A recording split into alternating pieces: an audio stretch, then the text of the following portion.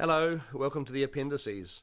As you probably know, the book The Lord of the Rings has got appendices as well, which Tolkien used to present a lot of the backstory and the origins of how he created the mythology of Middle-earth. And in a sense, our appendices are doing the same. On this first disc, you'll be able to see how Tolkien created the story and how we began our process of interpreting his book. The second disc of our appendices covers everything from when the cast got involved through the process of filming, post-production, and ultimately the release of the movie.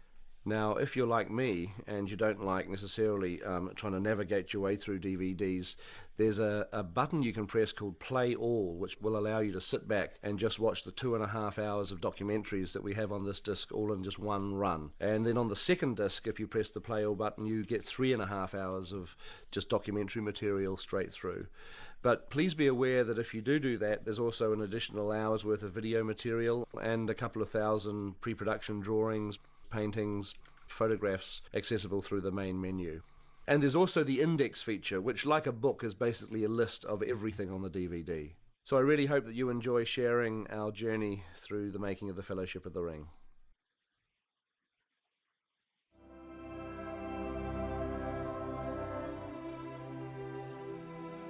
I've always thought it was remarkable that Tolkien basically spent his entire life creating what he called the secondary world. You know, he created the languages, he created the thousands of years of history.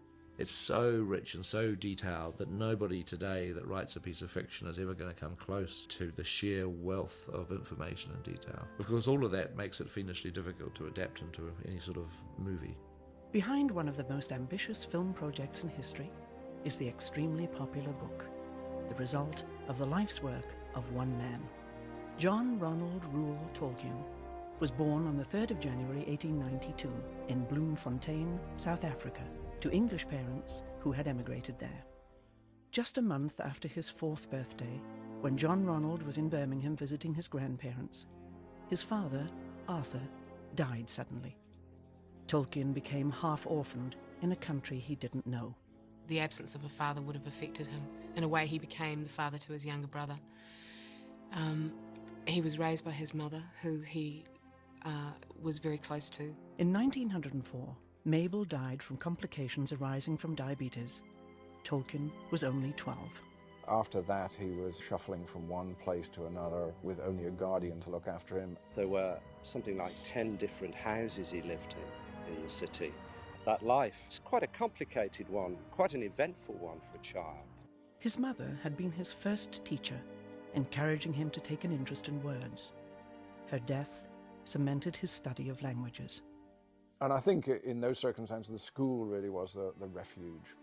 It was the stable element in his life. And I also think it was a particularly good school for the likes of Tolkien. The school, I would say, was not remarkable for literary development, but it was very remarkable for producing linguists. He formed a close bond with 3 school friends, and together they created the Tea Club of the Barovian Society, known as the TCBS, a small club based on the mutual love of heroic legends and sagas. This close friendship and shared interest in ancient languages continued throughout Tolkien's time in Oxford, where he went in 1911 to study English language and literature. But this idyllic period came to an end with the outbreak of war. Tolkien departed for France, serving as a lieutenant in the Battle of the Somme. Likewise, all of his close friends were drawn into the combat. He had a small group of close friends, and a few years later, nearly all of them were dead, all killed in the First World War. Once again, he found himself on his own. How could it not have had a marked effect on the way he wrote and the way he thought? And people do say that the major theme of his writing is death.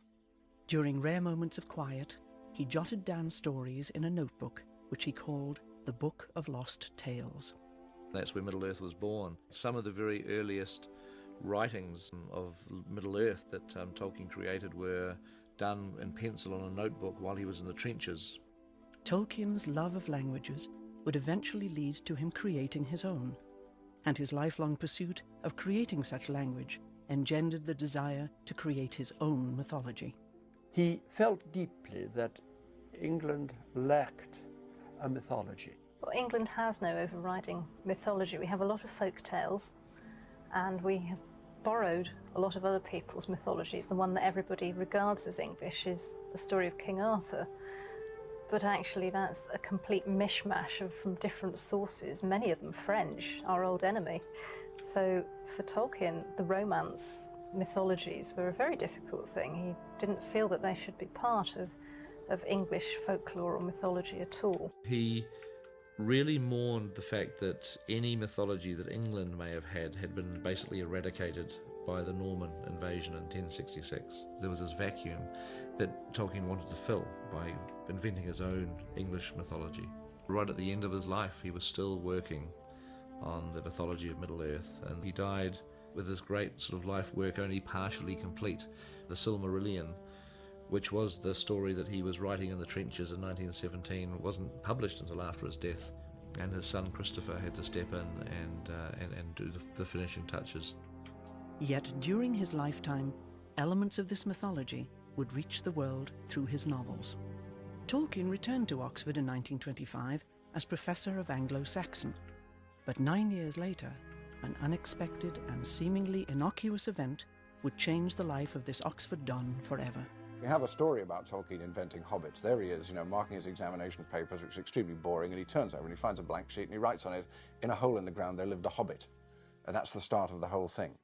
And so, the story of this small, nature-loving creature found its way into print. Well, my father was the publisher, and he believed that children were the best judges of children's books. He used to pay me, as a supplement to my pocket money, a shilling. So The Hobbit came along, and I wrote my report. It wasn't a great piece of literary criticism, but it was good enough.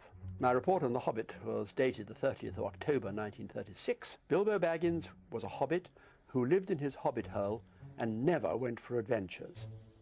At last Gandalf the wizard and his dwarves persuaded him to go.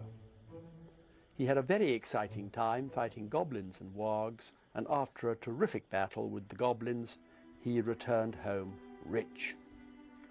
This book, with the help of maps, does not need any illustrations. It is good and should appeal to all children between the ages of 5 and 9. In those happy days, no second opinion was needed. If I said it was good enough to publish, it was published. With the success of The Hobbit, Tolkien was encouraged by Stanley Unwin to write a sequel. He thus began to delve back into the mythology he'd been working on his whole life, and it became The Lord of the Rings.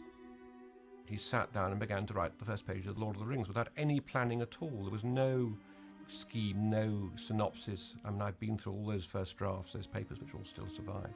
And it's perfectly clear that he was flying blind. He never intended it to be what it was, and it gradually shaped itself as he wrote it. To be a convincing story, you've got to know what you're talking about in every detail. You've got to know what the geology, the geography, the history, which Tolkien had already mapped out years and years before. It was as real to Tolkien as history. Even though